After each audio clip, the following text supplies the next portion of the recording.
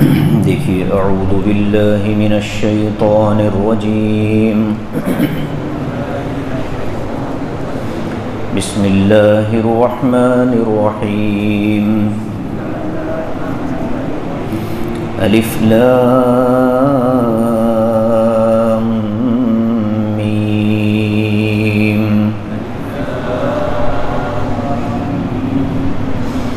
اللہ لا الہ الا هو الحی القیوم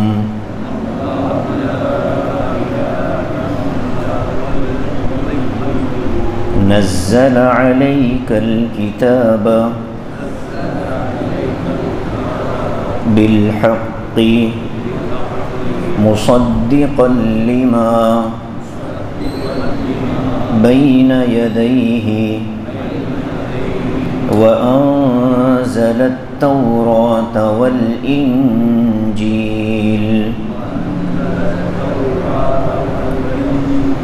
من قبل هدى للناس وأنزل الفرقان إن الذين كفروا بآيات الله لهم عذاب شديد والله عزيز ذو انتقام إن الله لا يخفى عليه شيء في الأرض ولا في السماء هو الذي يصوركم في الأرحام كيف يشاء لا إله إلا هو العزيز الحكيم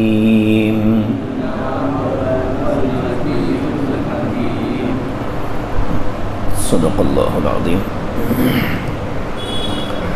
سورہ آل عمران مدنیہ، سورہ آل عمران مدنی ہے۔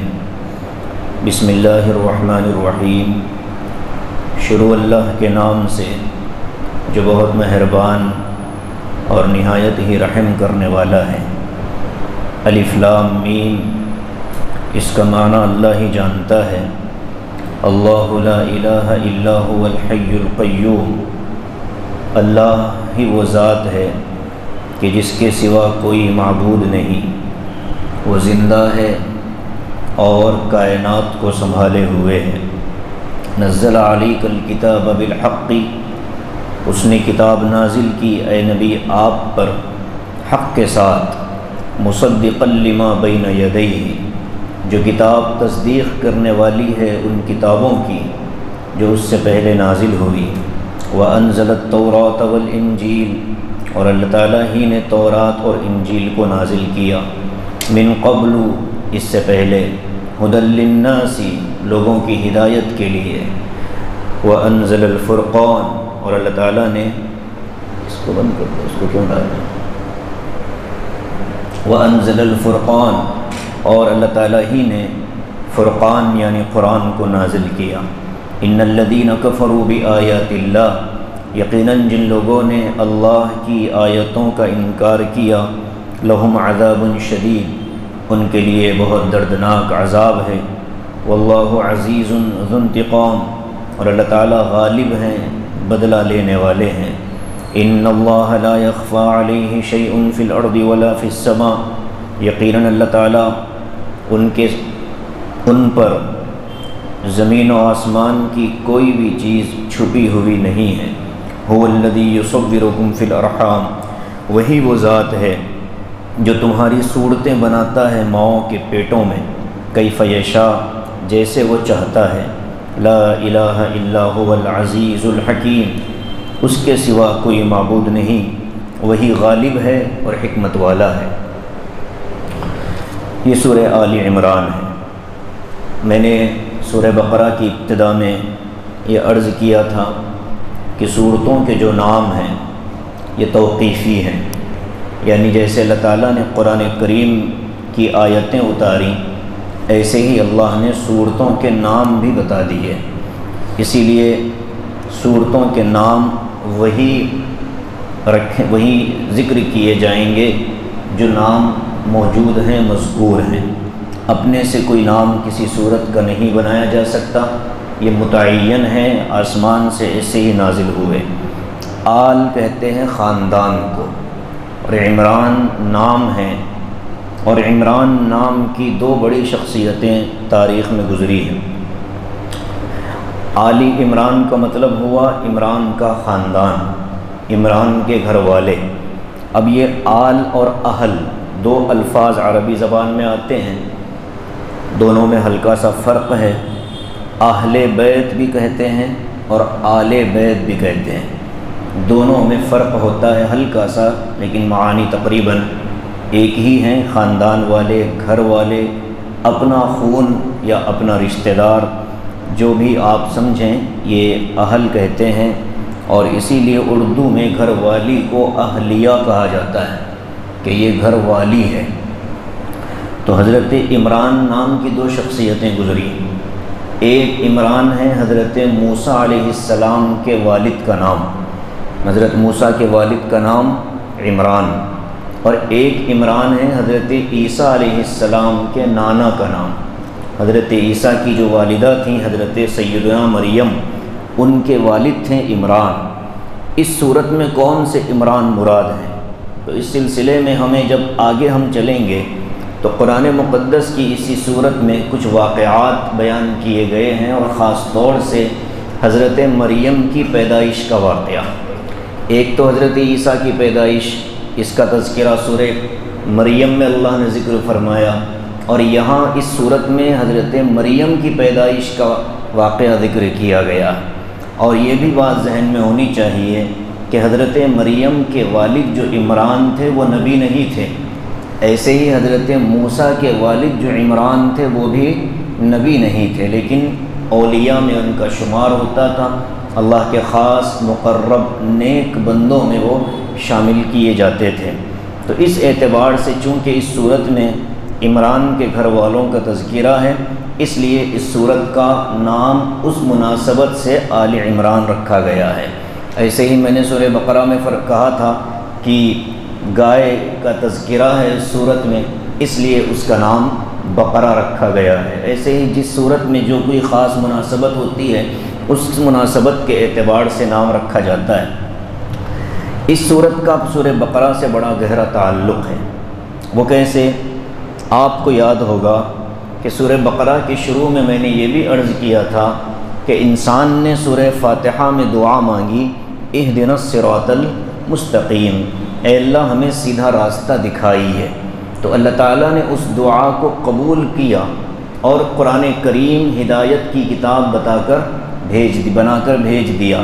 اسی لیے دوسری آیت میں آتا ہے الف لام میم ذالک الکتاب لا ریب فیہ ھدی للمتقین، یعنی سورہ فاتحہ میں جس ہدایت کی دعا مانگی گئی اللہ تعالیٰ نے اسی ہدایت کو سورہ بقرہ میں ذکر فرما دیا۔ تو گویا کہ دعا کی قبولیت کے طور پر اللہ نے یہ کتاب ہم کو عطا فرمائی۔ اب سورہ بقرہ میں ہم پڑھ کر آئے کہ حضرت ابراہیم علیہ السلام نے جب بیت اللہ شریف کی تعمیر فرمائی، وَإِذْ يَرْفَعُ إِبْرَاهِيمُ الْقَوَاعِدَ مِنَ الْبَيْتِ، تو اس میں انہوں نے 3 دعائیں مانگی تھیں۔ پہلی دعا تو ربنا تقبل منا انک انت السمیع العلیم، کہ اللہ یہ ہماری محنت قبول ہو جائے۔ دوسری دعا ربنا وجعلنا مسلمین لک ومن ذریتنا امۃ مسلمۃ لک، اے اللہ ہمیں بھی اپنا فرمانبردار بنائے رکھیے گا اور ہماری قوم اور نسل کے اندر ایک مستقل ایسی ذریت ہو کہ جو آپ کی فرمانبرداری کرتی رہے۔ یہ 2 دعائیں۔ اور تیسری دعا آپ نے اللہ سے مانگی تھی ربنا وبعث فیہم رسولا منہم، اے اللہ اس مکے کی بستی میں ایک ایسے شخص کو بھیج دیجئے، ایسے رسول کو بھیج دیجئے جو آپ کی آیتوں کو پڑھ کر سنائے، یتلو علیہم آیاتی کا ویعلمہم الکتاب، اور لوگوں کو کتاب کی تعلیم دے، والحکمت، حکمت کی تعلیم دے۔ تو ایک رسول کے، ایک نبی کے بھیجے جانے کی درخواست کی تھی کعبۃ اللہ کی تعمیر کے وقت میں حضرت ابراہیم نے، اور سورہ آل عمران میں اللہ تعالیٰ نے اس دعا کو قبول کر کے فرمایا لقد من اللہ علی المؤمنین اذ بعث فیہم رسولا من انفسہم، اللہ تعالیٰ نے ایمان والوں پر یہ احسان کیا ہے کہ ان میں سے ایک رسول کو ان کے اندر بھیج دیا، اور پھر وہی تین باتیں، یتلو علیہم آیاتہ ویزکیہم ویعلمہم الکتاب والحکمہ، کہ وہ اللہ کی آیتیں پڑھ کر سناتے ہیں، تعلیم کی، کتاب کی تعلیم دیتے ہیں اور حکمت کی باتیں بتاتے ہیں۔ تو جن دعاؤں کو حضرت ابراہیم نے مانگا تھا، ان دعاؤں کی قبولیت کو اللہ تعالیٰ نے سورہ آل عمران میں ذکر فرمایا۔ ایک تو یہ تعلق ہو گیا۔ دوسرے، سورہ آل عمران، سورہ بقرہ کا آغاز ہوا تھا ہدایت والوں سے، متقین کے تذکرے سے، ہدن للمتقین، اور سورہ بقرہ کا اینڈ آخری لفظ جو آیا تھا وہ تھا فانصرنا علی القوم الکافرین۔ گویا کہ ہدایت یافتہ لوگوں سے تذکرہ شروع ہوا اور ہدایت سے ہٹنے والوں پر تذکرے کو ختم کیا گیا۔ تو یہ دو گروہ اللہ نے بیان کر دیے، اور آخری میں دعا مانگی تھی کہ اللہ ہمیں کافروں پر غلبہ عطا فرما۔ اب یہ غلبے کی دو شکلیں ہیں، ایک غلبہ بحث میں، مناظرے میں، ڈیبیٹ میں آپ کافر کو ہرا دیں دلائل کے ذریعے سے، اور ایک غلبہ میدان جنگ میں مقابلہ ہو اور وہاں کافر ہار جائے۔ دونوں طرح کا غلبہ اس میں اللہ سے مانگا گیا تھا۔ تو اب یہ سورہ آل عمران میں دونوں طرح کے غلبوں کا تذکرہ ہے۔ پہلا تو وہی جو زبانی مناظرہ تھا، یہ جو صورت نازل ہوئی یہ تقریباً شروع سے لے کر آخر تک تقریباً اس صورت کے نازل ہونے کی جو مدت ہے وہ 5 سے 6 سال کی مدت میں یہ پوری صورت نازل ہوئی۔ ظاہر ہے کہ قرآن کی آیتیں الگ الگ اعتبار سے اللہ نے نازل کی۔ کچھ حصہ اس میں سے وہ ہے جو غزوہ بدر سے متعلق نازل ہوا اور اسی موقع پر نازل ہوا۔ البتہ یہ جو شروع کی 5 آیتیں ہیں، جن میں سے میں نے آج 4 آیتیں پڑھی، 6 آیتیں پڑھی، ان آیتوں کے اندر یعنی پہلی الف لام میم کو چھوڑ کر اگر دیکھیں تو 5 آیتیں، ان 5 آیتوں میں اللہ کے رسول صلی اللہ علیہ وسلم نے ان جو مضمون ہے یہ زبانی طور پر عیسائیوں سے مقابلے میں کامیابی کا مضمون ہے۔ غلبہ زبانی جو تھا وہ عیسائیوں سے ہوا تھا، ایک مناظرہ، اس میں حضور اقدس صلی اللہ علیہ وسلم کو اللہ نے یہ آیتیں بھیجی تھیں۔ تو ایک تو غزوہ بدر سے متعلق آیتیں، غزوہ احد سے متعلق آیتیں۔ غزوہ بدر 2 ہجری کا ہے، غزوہ احد 3 ہجری کا ہے، اور پھر اللہ کے رسول جب مکہ فتح کر کے واپس مدینہ تشریف لائے تو نجران کے عیسائیوں کی ایک جماعت حضور اقدس صلی اللہ علیہ وسلم سے بات چیت کے لیے آئی تھی۔ 60 لوگوں کا گروپ تھا، جن میں سے 14 بڑے سردار تھے۔ انہوں نے آ کر آقا علیہ السلام سے گفتگو کی تھی، تو ان کی گفتگو بھی اس میں مذکور ہے۔ تو اس سے بات سمجھ میں آتی ہے کہ اس صورت کے جو نازل ہونے کا جو پیریڈ ہے تقریباً سن 3 ہجری سے لے کر سن 9 ہجری تک یا سن 8 ہجری تک یہ سلسلہ چلتا رہا۔ اور اس صورت کے نازل ہونے کے پیچھے جو واقعات تھے اس میں سے ایک مشہور واقعہ یہ ہوا کہ جب حضور اقدس صلی اللہ علیہ وسلم مدینہ منورہ میں غلبہ حاصل کر کے کافروں کو شکست بار بار دی گئی، غزوہ خیبر جب ہوا سن 7 ہجری میں، اس سے پہلے غزوہ خندق ہوا سن 5 ہجری میں، اسی محرم کے مہینے میں۔ غزوہ خیبر جب ہوا تو خیبر کے یہودیوں کو آقا علیہ السلام نے مدینہ سے باہر کر دیا تھا۔ ایک تو بنو نذیر والے تھے، ایک بنو قینقاع والے تھے، 3 بڑے قبیلے یہودیوں کے وہاں آباد تھے، ایک بنو نذیر، ایک بنو قریظہ، ایک بنو قینقاع۔ بنو قینقاع کے بازار میں ایک مسلمان عورت کے ساتھ چھیڑ خانی کا معاملہ پیش آیا، تو حضور اقدس صلی اللہ علیہ وسلم نے ان پر حملہ کیا اور پھر وہاں سے ان کو مدینہ سے باہر نکال دیا، اور پھر مدینہ کی ان کی زمینیں، ان کے مویشی، وہ ساری کی ساری چیزیں مسلمانوں کو مال غنیمت کے طور پر حاصل ہوئی تھیں۔ تو یہ 7 ہجری کے بعد یہودیوں کو مدینے سے نکال دیا گیا، اور حضرت سعد ابن معاذ رضی اللہ تعالیٰ عنہ جو مدینے کے بڑے سردار تھے، ان سے پوچھا گیا کہ بتاؤ ان کے ساتھ کیا کیا جائے؟ تو حضرت سعد ابن معاذ نے فرمایا کہ یا رسول اللہ، ان میں سے جتنے مرد ہیں یہودیوں میں ان سب کو قتل کر دیا جائے اور ان کی عورتوں کو کسی اور جگہ بھیج دیا جائے۔ تو یہودیوں کے قتل کرنے کا فیصلہ اللہ کے رسول نے تو نہیں قبول کیا، لیکن رائے آئی تھی، تو اس کو دیکھ کر آس پاس کے عیسائی اور نجران جو عیسائیوں کا علاقہ تھا، اور تبوک کے عیسائی، اور ہرقل جو ملک شام ملک روم کا بادشاہ تھا، یہ سارے لوگ ڈرنے لگے کہ محمد الرسول اللہ صلی اللہ علیہ وسلم مدینہ ہجرت کرنے کے بعد بہت طاقتور ہو گئے، اور یہودی جو ایک زمانے سے مدینے میں آباد تھے انہی کو مدینے سے نکلنے پر مجبور کر دیا، اور ظاہر ہے کہ ہمارا حال تو یہودیوں سے گیا گزرا ہے، ہم بہت چھوٹی تعداد میں ہیں، تو عیسائی بہت سوچ سمجھ کر قدم اٹھاتے ہیں۔ تو ان لوگوں نے 2 مقصدوں کے ساتھ میں مدینے کا سفر کیا۔ پہلا مقصد تو یہ تھا کہ حضور صلی اللہ علیہ وسلم کے سامنے آ کر کے یہودیوں جیسی صورتحال سے بچنے کے لیے حضور سے کچھ تعلق بنا لیں، پہلی۔ اور دوسری نیت ان کی یہ تھی کہ حضور صلی اللہ علیہ وسلم کی دعوت اور حضرت عیسیٰ کی دعوت تقریباً ایک جیسی ہے، تو ان دونوں دعوتوں کی مماثلت کی وجہ سے ہو سکتا ہے کہ حضرت نبی کریم صلی اللہ علیہ وسلم ہمارا ہی دین قبول کر لیں۔ تو 2 نیتوں سے وہ نجران سے چل کر آئے تھے۔ 14 لوگ تھے جن میں سے 3 کو گفتگو کے لیے متعین کیا گیا۔ ایک تو ایہم تھا اور بڑا ہی زبان اس کی مشہور تھی، تو ان لوگوں نے آ کر کے حضور صلی اللہ علیہ وسلم سے بات چیت شروع کی۔ تو وہ بات چیت کے لیے ایک موضوع تلاش کرنا چاہتے تھے کہ ظاہر ہے کہ کس مدعے پر بات کریں گے، اور ہمارا ان سے جو اختلاف ہے وہ اسی پر تو ہے کہ حضرت عیسیٰ علیہ السلام کو ہم انسان مانتے ہیں، نبی مانتے ہیں، اور عیسائی حضرت عیسیٰ کے بارے میں 3 عقیدے رکھتے ہیں۔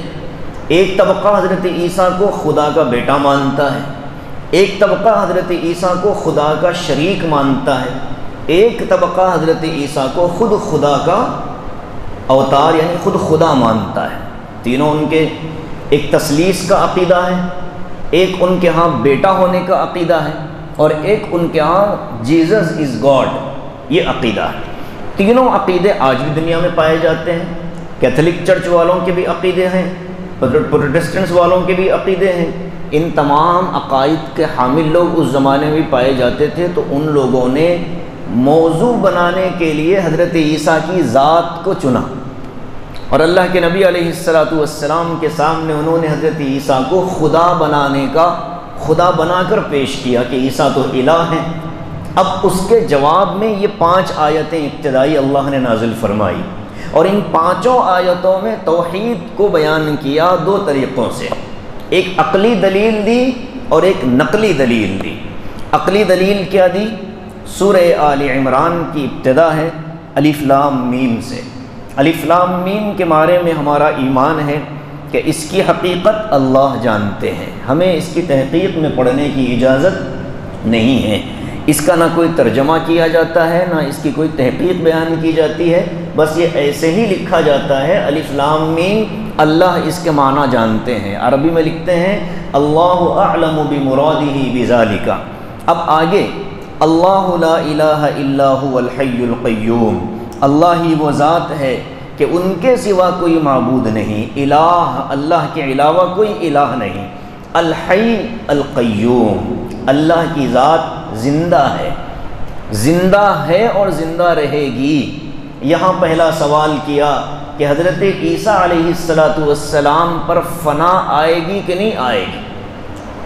حضرت عیسیٰ علیہ السلام کو اگر تم الہ مانتے ہو تو الہ تو وہ ہوگا جو ہمیشہ سے ہو اور ہمیشہ رہے۔ حضرت عیسیٰ علیہ السلام کی پیدائش کے واقعات قرآن میں ملتے ہیں۔ حضرت مریم کے پیٹ میں آئے جبرائیل کی پھونک سے، اور ایک درخت کے نیچے آرام کی ماں نے پرانی کھجوریں گرائی اللہ نے، پانی کا چشمہ زمین سے نکالا اور بیت المقدس میں بیت اللحم میں حضرت عیسیٰ کی پیدائش ہو گئی۔ بچپن میں گہوارے جھولے میں بات چیت کی، لوگوں نے کہا کہ یہ کیا، چھوٹا سا بچہ بات کر رہا، کہا کہ میں خدا کا نبی ہوں، عبداللہ ہوں۔ تو حضرت عیسیٰ کی پیدائش بھی معلوم ہے، حضرت عیسیٰ کا بچپن بھی معلوم ہے، اور پھر یہودیوں کی حضرت عیسیٰ سے دشمنی بھی معلوم ہے، اور بعض عیسائیوں کے نزدیک حضرت عیسیٰ علیہ السلام آسمانوں پر زندہ اٹھائے گئے، بعض عیسائیوں کے نزدیک حضرت عیسیٰ علیہ السلام سولی پر چڑھائے گئے، بعض عیسائی حضرت عیسیٰ علیہ السلام کے بارے میں یہ عقیدہ رکھتے ہیں کہ وہ آئیں گے قیامت سے پہلے، لیکن جانے کے بارے میں اختلاف ہے کہ حضرت عیسیٰ مر گئے، ان کے الفاظ میں دہرا رہا ہوں کہ ان کو سولی دے دی گئی، اور جب وہ مر رہے تھے، جب ان کی روح نکل رہی تھی، تو انہوں نے اپنی پوری عیسائی قوم کے گناہ اپنے اکاؤنٹ میں لے لیے۔ لہذا آج بھی جو بندہ آ کر کے کنفیکشن باکس میں اپنے گناہوں کا اقرار کر دے تو اس کے گناہ معاف ہو جائیں گے عیسائی دھرم کے اندر، اور عیسائی مذہب میں جانے کے لیے پانی کی ڈبکی لگا دی جائے تو پھر وہ آدمی عیسائی بن جائے گا، اور اس کی زندگی بھر کے گناہ حضرت عیسیٰ علیہ السلام کی سولی کی وجہ سے معاف کر دیے جائیں گے۔ تو یہ ان کا عقیدہ ہے۔ تو ان کے مطابق اللہ کے رسول نے سوال کیا کہ دیکھو، میرا جو اللہ ہے، الہ ہونے والی جو ذات ہے، الہ وہی ہو سکتا ہے جو زندہ ہو، پیدا نہ ہو، اور حضرت عیسیٰ پیدا ہوئے، تم بھی مانتے ہو، ہم بھی مانتے ہیں۔ الہ وہ ہوتا ہے جس کے ماں باپ نہ ہو، عیسیٰ کی تو والدہ ہیں حضرت مریم، اور اللہ کی ذات تو لم یلد ولم یولد ہے۔ تو یہ صفت جب بتائی تو ان لوگوں کو جواب نہیں ملا۔ ظاہر ہے کہ ایک ایسی دلیل ہے جو آدمی موٹی عقل والا بھی سمجھ سکتا ہے۔ اور پھر حضرت عیسیٰ کے دنیا سے جانے کا جو واقعہ ہے، مسلمان بھی یہی کہتے ہیں، اسی صورت میں اس کو ذکر کیا، وما صلبوہ، ذکر کیا کہ وَأَمَّا الَّذِينَ كَفَرُوا فَأُعَذِّبُهُمْ عَذَابًا شَدِيدًا فِي الدُّنْيَا وَالْآخِرَةِ وَمَا لَهُم مِّن نَّاصِرِينَ۔ حضرت عیسیٰ کا انکار کرنے والے اور ان کو تکلیف پہنچانے والے کافر تھے، یعنی یہ یہودی۔ تو ہم قرآن کی روشنی میں حضرت عیسیٰ کے زندہ اٹھا لیے جانے پر ایمان رکھتے ہیں، اور عیسائی حضرت عیسیٰ کے سولی چڑھا دیے جانے پر ایمان رکھتے ہیں۔ جانے کے معاملے میں دونوں متفق ہیں، یعنی ہم بھی مانتے ہیں کہ عیسیٰ دنیا سے گئے، جانے کا طریقہ ایک قوم کہتی ہے کہ وہ نیچرل طریقہ تھا، یعنی ان کی وفات ہو گئی۔ ہم یہ کہتے ہیں کہ وہ نیچرل طریقے سے نہیں، کہ اللہ تعالیٰ نے اپنی قدرت سے بلایا۔ تو جانے کے مدعے میں دونوں متفق ہیں، پیدائش پر بھی متفق ہیں۔ ارے بھائی سمجھ رہے کہ نہیں؟ ہاں، پیدائش پر بھی اتفاق ہے سب کا، یعنی مسلمانوں کا، عیسائیوں کا، اور ایسے ہی ان کے دنیا سے جانے پر بھی اتفاق ہے۔ تو جو ذات پیدا ہو اور پھر کہیں چلی جائے، وہ کیسے الہ بن سکتی ہے، وہ کیسے معبود بن سکتی ہے؟ بات سمجھ گئے؟ یہ ایک دلیل دی۔ دوسری دلیل دی القیوم سے۔ قیوم کہتے ہیں جو خود قائم ہو اور پوری کائنات کو قائم رکھے۔ پوری کائنات کو سنبھالنے والی ذات کون سی ہے؟ عیسیٰ یا خدا؟ اللہ۔ اب اللہ کے رسول نے پوچھا، عیسیٰ علیہ السلام دنیا میں آئے، اس سے پہلے کائنات تھی؟ جی تھی۔ تو پھر اس کو کس نے سنبھالا؟ تو عیسائی لاجواب ہو گئے، بات تو صحیح ہے۔ اور حضرت عیسیٰ جب دنیا سے چلے گئے تو پھر اب کون سنبھال رہا ہے؟ تو ہم مانتے ہیں کہ اللہ ہے، لیکن عیسائی تو یہ سمجھتے تھے کہ عیسیٰ ہی خود خدا ہے۔ تو دونوں دلیلوں پر عیسائیوں کو کوئی جواب نہیں ملا۔ اب آگے عقلی دلیلیں ہو گئی، اب نقلی دلیل۔ عقل اور نقل سمجھتے ہیں نا؟ عقل کے لیے یعنی آدمی قدرت میں اور چیزوں میں غور کر کے آدمی کچھ نتیجے نکال لیتا ہے، اسے کہتے ہیں عقل سے سوچنا۔ نقل کہتے ہیں یہ جو بات ہم سنا رہے ہیں یہ پہلے بھی کہیں لکھی ہوئی ہے یا پہلے بھی کہیں بیان کی گئی ہے، ہم وہاں سے نقل کر دیں گے، وہاں سے ہم بتا دیں گے، یہ ہے نقل۔ تو اب نقلی دلیل دیتے ہیں، نزل علیک الکتاب بالحق مصدقا لما بین یدیہ۔ وہی وہ ذات ہے، الہ، معبود، کہ جس نے آپ پر کتاب نازل کی حق کے ساتھ، اور وہ کتاب ایسی ہے مصدقا لما بین یدیہ، جو پہلی کتابیں آسمان سے آئی ہیں ان کتابوں کی بھی تصدیق کرتی ہے۔ اور آگے وَأَنزَلَ التَّوْرَاةَ وَالْإِنجِيلَ، تورات اور انجیل بھی اسی پروردگار نے نازل کیا۔ عیسیٰ نے کیا نازل کیا؟ اگر یہ مانو کہ تم انجیل عیسیٰ لائے تو پھر تورات کہاں سے آئی؟ اور اگر تم یہ مانو کہ انجیل عیسیٰ نے پیدا کی یا اپنے سے لکھی یا ان کی اپنی کتاب ہے، تو پھر عیسیٰ کے جانے کے بعد قرآن کے بارے میں کیا کہتے ہو؟ یہ ساری چیزیں بتاتی ہیں کہ عیسیٰ خدا نہیں ہے، اس لیے کہ خدا کے لیے جو صفات مطلوب ہیں وہ حضرت عیسیٰ علیہ السلام میں نہیں پائی جاتی۔ تو جب خدائی صفات ان میں نہیں پائی جاتی تو ان کو بلا وجہ کا خدا بنا کر اپنا ایمان کیوں خراب کرتے ہو؟ یہ سوال کس انداز میں حضور نے گفتگو فرمائی ہوگی؟ ذرا تصور میں لائیے، قرآن کی آیتوں کی روشنی میں سرکار دو عالم صلی اللہ علیہ وسلم نے کیا انداز میں گفتگو کی ہوگی ان عیسائیوں کے سامنے، اور ایک آدمی 60 لوگ بیٹھے ہیں، اور آپ کے ساتھ آپ کے جانباز صحابہ بھی ہیں۔ گفتگو کرنے والے تو 3 تھے لیکن سننے والے تو بہرحال ایک بڑی تعداد، تو صحابہ کا ایمان بڑھنے لگا، صحابہ ایک ایک جملے پر ایمان میں بڑھوتری محسوس کر رہے تھے، اور عیسائی حیران تھے کہ یہ کیا ہو گیا، ہمارے دونوں مقاصد ناکام نظر آتے ہیں۔ تو من قبل ھدی للناس وانزل الفرقان، آگے فرمایا کہ اس سے پہلے جو کتابیں نازل کی گئی یعنی تورات اور انجیل، یہ کتابیں ہدایت والی کتابیں تھیں اور اس زمانے کے انسانوں کی ہدایت تھی۔ یہاں بات سمجھ میں آتی ہے کہ آج کے زمانے میں تورات و انجیل کی کوئی حیثیت نہیں ہے۔ کتابیں جو موجود ہیں وہ حقیقتاً تورات و انجیل نہیں ہیں۔ جیسے آج یہ قرآن ہے، 1400 سال پہلے کا قرآن بھی یہی تھا، یہاں اس ملک ہندوستان کا قرآن بھی یہی ہے۔ آپ یورپ کے کسی ملک میں چلے جائیں، قرآن یہی ملے گا، نہ لفظ بدلے گا، نہ معانی بدلیں گے، نہ نقطے بدلیں گے، نہ حروف بدلیں گے، نہ زبر زیر میں کوئی تبدیلی ہوگی، من عن پوری دنیا کے اندر ایک ہی قرآن کا نسخہ ملے گا۔ لیکن عیسائیوں کے اندر ایسا نہیں ہے۔ انجیل کی 14 تقسیمیں ہوئی ہیں، بڑی بڑی 4 تقسیمیں ہیں انجیل کی۔ انجیل کی بڑے نسخے 4 ہیں، یعنی دنیا میں 4 طرح کی اناجیل ہیں۔ ایک انجیل وہ ہے جو ان کے پوپ کے ہاں ہوتی ہے، جو کیتھولک چرچ کا جو بڑا ہے اس کے پاس ایک انجیل ہے۔ عیسائیوں کے فرقوں کے ہر ایک کے پاس علیحدہ انجیل ہے۔ اچھا، مسلمانوں میں جتنے فرقے ہیں سب کے قرآن ایک ہے، ان معانی کو سمجھنے میں لوگ اختلاف کرتے ہیں، لیکن الفاظ قرآنیہ سب کے پاس ایک ہی ہے۔ عیسائیوں کے پاس ایسا نہیں ہے۔ اس چرچ میں جا کر آپ انجیل دیکھیں الگ ہوتی ہے، اس چرچ میں جا کر آپ انجیل اٹھائیں دونوں کو موازنہ کریں علیحدہ ہے مضامین۔ دوسری بات، قرآن نازل ہوئی عربی میں، اللہ کے رسول نے فرمایا کہ میری زبان عربی، قرآن کی زبان عربی، جنت میں جنتیوں کی زبان بھی عربی ہے۔ احب العرب، اے لوگو عربی زبان سے محبت کرو، فإننی عربی، اس لیے کہ میں عربی ہوں۔ ولسان القرآن عربی، قرآن کی زبان عربی ہے۔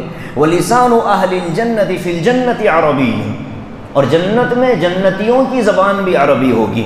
تو قرآن عربی زبان میں نازل ہوا، آج تک عربی زبان ہی میں پڑھا جاتا ہے۔ کوئی ترجمہ لے کر بیٹھ جائے تو وہ کتنا ہی نادان کیوں نہ ہو، وہ اسے قرآن نہیں کہتا، وہ کہتا ہے میں ترجمہ پڑھ رہا ہوں۔ وہ خود جانتا ہے کہ یہ حقیقی قرآن نہیں ہے بلکہ یہ قرآن کا ترجمہ ہے۔ کیوں؟ زبان کے بدلنے کی وجہ سے۔ قرآن جس زبان میں نازل ہوا اسی زبان میں پڑھا جائے گا تو قرآن کہلائے گا۔ سورہ فاتحہ کے بجائے اگر امام نماز میں کھڑا ہو جائے اور کہے تمام تعریفیں اس اللہ کے لیے جو تمام جہانوں کا پالنے والا ہے، رحمان ہے، رحیم ہے، تو نماز ہوگی؟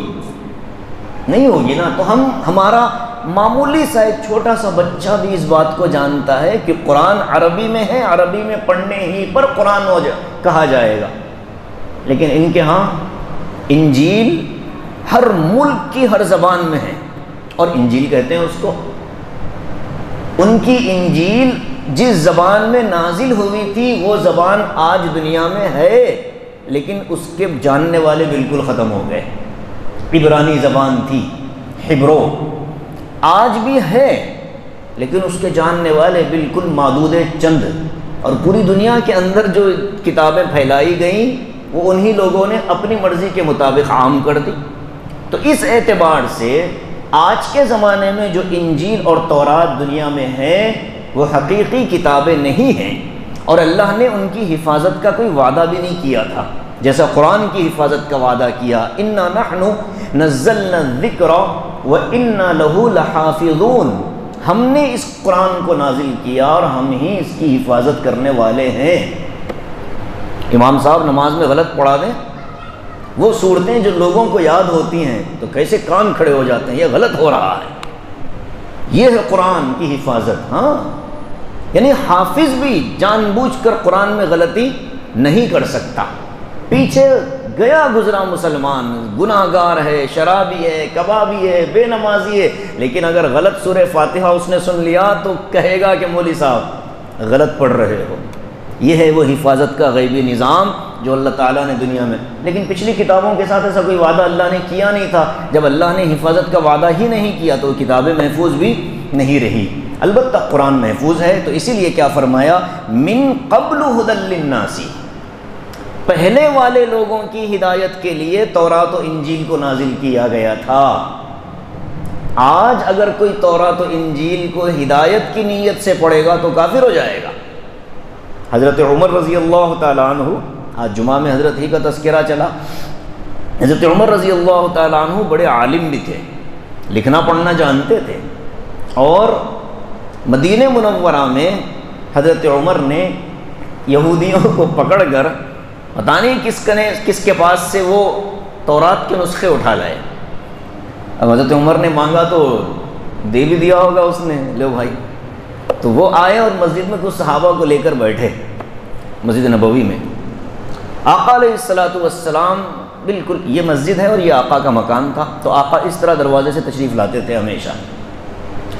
آپ دروازے سے باہر نکلے، دیکھا کہ کچھ لوگ حضرت عمر لے کر بیٹھے ہیں اور لوگوں کے ہاتھوں میں نسخے ہیں کتاب کے۔ تو آقا نے پوچھا یہ کیا ہے؟ تو حضرت عمر نے عرض کیا، یا رسول اللہ تورات ہے۔ تو کیا کر رہے ہو؟ فرمایا کہ آپ کی تعریف ڈھونڈ رہا ہوں، تورات میں آپ کی تعریف ڈھونڈ رہا ہوں۔ تو حضور اقدس صلی اللہ علیہ وسلم کا چہرہ غصے سے سرخ ہو گیا، اور آپ کے غصے کی علامت یہ ہوتی تھی کہ آپ کی پیشانی مبارک پر دونوں ابروؤں کے درمیان پیشانی مبارک پر ایک رگ اور نس پھڑکتی تھی، وہ آپ کے غصے کی علامت ہوتی تھی، اور چہرہ اتنا لال ہو گیا غصے سے جیسے کسی نے پورے ایک انار نچوڑ دیا ہو آپ کے چہرے مبارک پر، غصہ ہو گیا آقا۔ اور فرمایا کہ عمر خوب سن لو، تورات نہیں، لو کان موسیٰ وعیسیٰ حیا، آج اگر موسیٰ اور عیسیٰ بھی زندہ ہوتے، لما وسعہما الا اتباعی، تو ان دونوں کی نجات بھی میری اتباع کے بغیر ممکن نہیں تھی۔ سختی سے فرمایا حضور نے، تم تورات کے نسخے لے کر بیٹھے ہو؟ ارے یہ تورات جس نبی پر نازل ہوئی، وہ نبی بھی آ جائے تو وہ اپنی بات نہیں کر سکتا، اس کو میری ہی ماننی پڑے گی۔ قرآن کے آ جانے کے بعد تم تورات میں کیوں میری تعریف تلاش کر رہے ہو؟ بس غصہ۔ حضرت عمر نے دیکھا کہ یہ تو معاملہ ہی بگڑ گیا، فوراً وہ نسخے پھینکے، گھٹنوں کے بل بیٹھ کر آقا کے دامن کو پکڑا اور چیخ کر کہنے لگے، رضیت باللہ ربا وبالاسلام دینا وبمحمد نبیا، رضیت باللہ ربا وبالاسلام دینا وبمحمد نبیا، بار بار کہنے لگے۔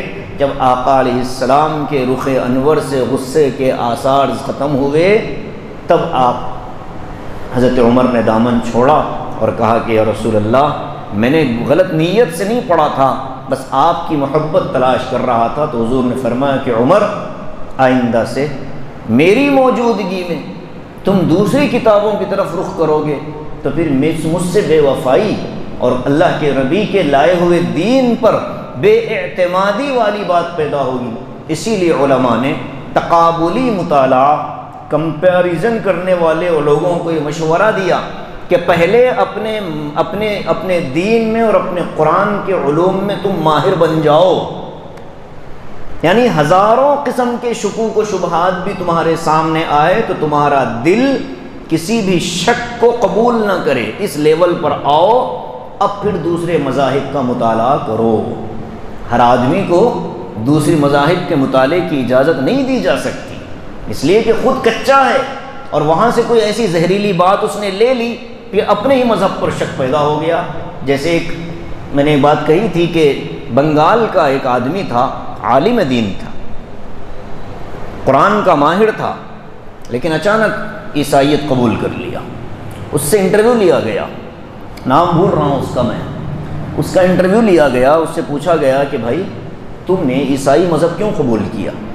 تو اس نے کہا کہ میں نے قرآن میں دیکھا سورہ یونس میں کہ اللہ تعالیٰ فرماتے ہیں فَإِن كُنتَ فِي شَكٍّ مِّمَّا أَنزَلْنَا إِلَيْكَ فَاسْأَلِ الَّذِينَ يَقْرَؤُونَ الْكِتَابَ مِن قَبْلِكَ۔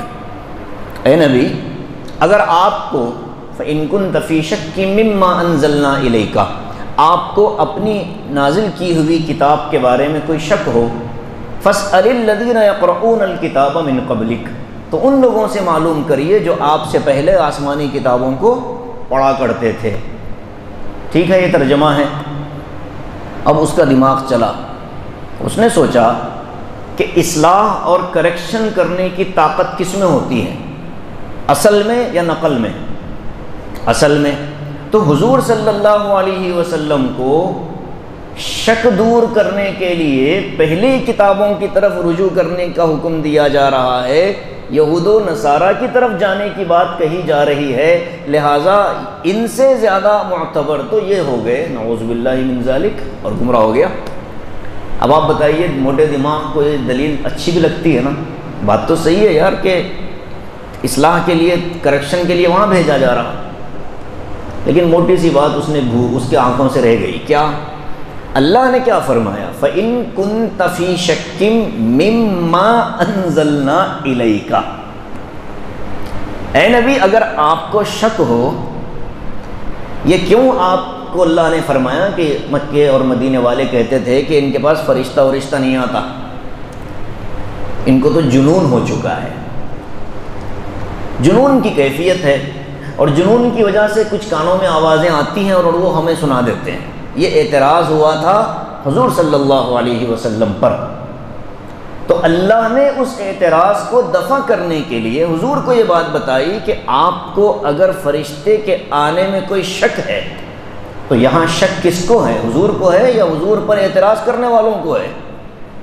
ظاہر ہے کہ اعتراض کرنے والوں کو تھا، حضور اقدس صلی اللہ علیہ وسلم کو تو شک تھا ہی نہیں، لیکن انداز گفتگو قرآن نے یہ اختیار کیا کہ اے نبی اگر آپ کو بھی شک ہو ان کے اعتراض کی وجہ سے کہ میرے پاس جو آ رہا ہے یہ واقعی جبرائیل ہی ہے یا کوئی جنون ہے، تو آپ سن لیجئے کہ اس طرح سے ہمارے فرشتوں کا بھیجنے کا سلسلہ کوئی آپ کے ساتھ خاص نہیں، آپ سے پہلے لوگوں پر بھی اس طرح سے فرشتے آئے تھے اور کتابیں آئی تھیں۔ اگر آپ کو تحقیق کرنی ہو تو آپ سے پہلے جو یہود و نصارہ تھے ان کے انبیاء پر بھی کتاب آئی اور فرشتہ آیا کرتا تھا، معلوم کر لیجئے کہ فرشتہ آتا تھا کہ نہیں۔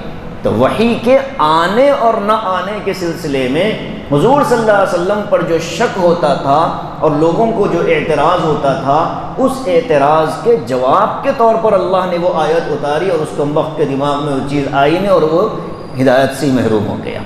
اسی لیے کہا جاتا ہے کہ بہت گہرائی کے ساتھ اور بہت دعاؤں کے ساتھ اور بہت تڑپ کے ساتھ آدمی کو قرآن دیکھنا چاہیے، سرسری دیکھے گا تو گمراہی کی طرف چلا جائے گا۔ یضل بہ کثیرا ویہدی بہ کثیرا، قرآن نے خود کہا کہ اللہ نے اس قرآن کے ذریعے سے بہت سوں کو گمراہ کیا۔ یہ وہی ہیں جو سطحی طور پر دیکھ کر اپنے سے مطلب سمجھ لیتے ہیں اور اپنے سے معنی بتا دیتے ہیں اور لوگوں کو کہتے ہیں کہ ہم بھی قرآن سمجھنے والے ہیں اور ہم سے قرآن سیکھ لو۔ تو فرمایا من قبل ھدی للناس وانزل الفرقان، قرآن بھی نازل کیے۔ ہاں قرآن کے لیے لفظ آیا ہے فرقان، کیوں؟ قرآن کو فرقان کیوں کہتے ہیں؟ اس لیے کہ فرقان کا معنی ہوتا ہے حق اور باطل میں فرق کرنے والا، حق اور باطل میں فرق کرنے والا۔ تو قرآن نے آ کر کے اللہ کی وحدانیت اور توحید اور شرک، توحید و شرک کے درمیان کے فرق کو قرآن نے بتایا۔ ان الذین کفروا بآیات اللہ، یقیناً جو لوگ اللہ کی آیتوں سے انکار کرتے ہیں، لہم عذاب شدید، ان کے لیے دردناک عذاب ہے، واللہ عزیز ذو انتقام، اور اللہ تعالیٰ بڑے غالب ہے۔ اب یہاں تیسری صفت، چوتھی صفت کہ حاکم اور الہ وہ ہو سکتا ہے جو بدلہ لینے پر قادر ہو، غلطی کی سزا دینے پر قادر ہو، وہی الہ ہے۔ اور یہاں لفظ ہے عزیز، عزیز کہتے ہیں غالب رہنے والے کو۔ اللہ تعالیٰ غالب ہے، وہ چاہیں تو پوری دنیا کو ایک لمحے میں سزا دے دیں، لیکن انتقام بھی لیں گے وہ، تو نافرمانوں کو سزا دے کر ان کے گناہوں کا بدلہ، ان کی نافرمانیوں کی سزا پوری دنیا کے سامنے لانے والی ذات اللہ کی ہے۔ اور عیسیٰ علیہ السلام کے ساتھ ایسا کوئی معاملہ تو ہے نہیں، لہذا عیسیٰ الہ ہو نہیں سکتے۔ ان اللہ لا یخفا، پانچویں صفت، الہ وہ ہو سکتا ہے جو پوری کائنات کا علم رکھنے والا ہو، اور پوری کائنات کا علم حضرت عیسیٰ کو تو تھا نہیں، اس لیے کہ ان کی پیدائش سے پہلے کیا ہوا وہ نہیں جانتے، ان کے آسمانوں پر اٹھا لیے جانے کے بعد کیا ہو رہا ہے وہ نہیں جانتے۔ اور اللہ کی صفت کیا ہے؟ لا یخفا علیہ شیء فی الارض ولا فی السماء، زمین و آسمان کی کوئی چیز اس سے مخفی نہیں ہے، چھپی ہوئی نہیں ہے۔ اور چھٹی صفت، اللہ کی ذات وہ ہے، الہ بننے کے قابل وہ ہے جو انسانوں کو پیدا کرے، اور نہ صرف یہ کہ پیدا کرے بلکہ ہر انسان کی شکل و صورت کو دوسروں سے علیحدہ کرے۔ هو الذی یصورکم فی الارحام، وہی وہ ذات ہے جو ماؤں کے پیٹ کی تاریکیوں میں تمہاری صورتیں بناتا ہے، کیا شکلیں بناتا ہے۔ کروڑوں اربوں انسان دنیا میں آ رہے ہیں، آئیں گے، لیکن ایک انسان کی شکل دوسرے انسان سے ہرگز نہیں ملتی۔ وہ ایک مت ہے کہ 7 شکلیں ایک جیسی ہوتی ہیں، بکواس بنڈل چیزیں سوشل میڈیا سے آ جاتی ہیں، لوگ قبول کرتے ہیں، اس کو پھیلا دیتے ہیں۔ کلوننگ الگ چیز ہے، اصل کی نقل بنانا علیحدہ ہے، لیکن اصل نسخے جو اصل اللہ نے بنائے ہیں وہ ہر ایک الگ ہے۔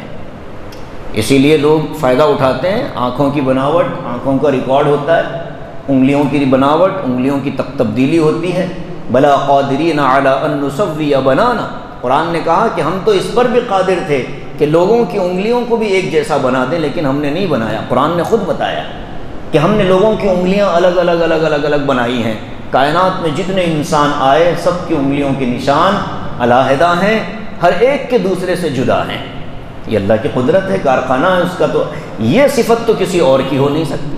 اسی طرح آنکھوں کے اندر اللہ نے ہر ایک کی آنکھوں کے اندر الگ چیزیں رکھی ہیں، الگ سے سینسر رکھے ہیں، ایک آنکھ کا سینسر دوسرے سے میچ نہیں ہوتا۔